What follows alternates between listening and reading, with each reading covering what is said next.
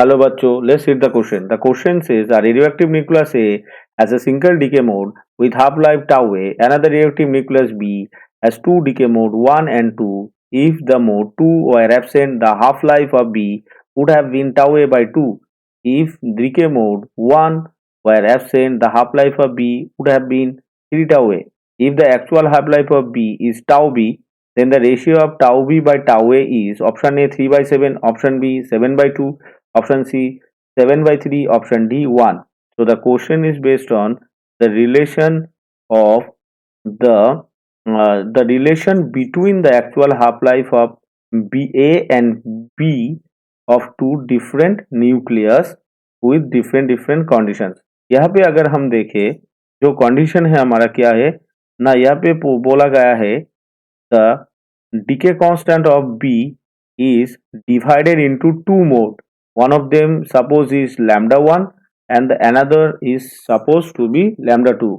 lambda b को हमने दो मोड में डिवाइड कर लिया, lambda 1 एंड lambda 2. पहले बोला गया है अगर एब्सेंट 2, अगर मोड 2 एब्सेंट होता है तो इसका जो हाफ लाइफ होगा वो होगा TA बाई 2, और अगर मोड 1 एब्सेंट होगा तो इसका हाफ लाइफ होगा 3 टाउ ए.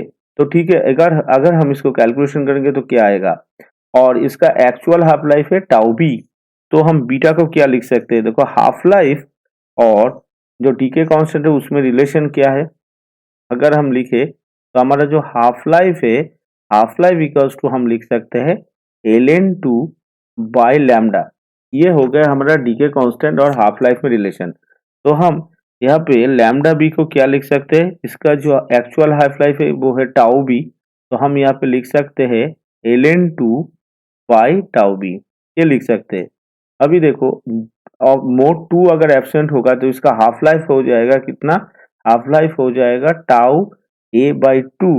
तो हम इसमें क्या लिख सकते हैं ln2 by tau A by 2, इसका 2 ऊपर चला जाएगा, यहाँ पे आ जाएगा टाउ ए. अभी एब्सेंट होगा अगर मोड 1 तो इसका हाफ लाइफ हो जाएगा 3 टाउ ए. तो इसको हम लिख सकते हैं ln2 बाई 3 टाउ ए. ये हो गया हमारा रिलेशन. तो अगर हम इसको लिखते हैं तो क्या आ जाएगा, एलसीएम करने के बाद यहाँ पे आ जाएगा 1 बाई टी बी, और यहाँ पे आ जाएगा 3 टी ए, और ऊपर चला जाएगा 7.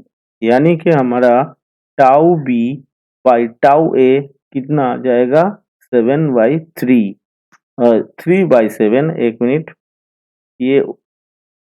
ये अगर हम tau B by tau A करते हैं तो हमारा tau A by tau B, tau B by tau A अगर हम करते हैं तो ये हमारा हो जाएगा 3 बाई 7. यानी कि ऑप्शन ए जो है ये हमारा सही आंसर आ गया, tau B by tau A. Hope you all understood it well. Best of luck. Thank you.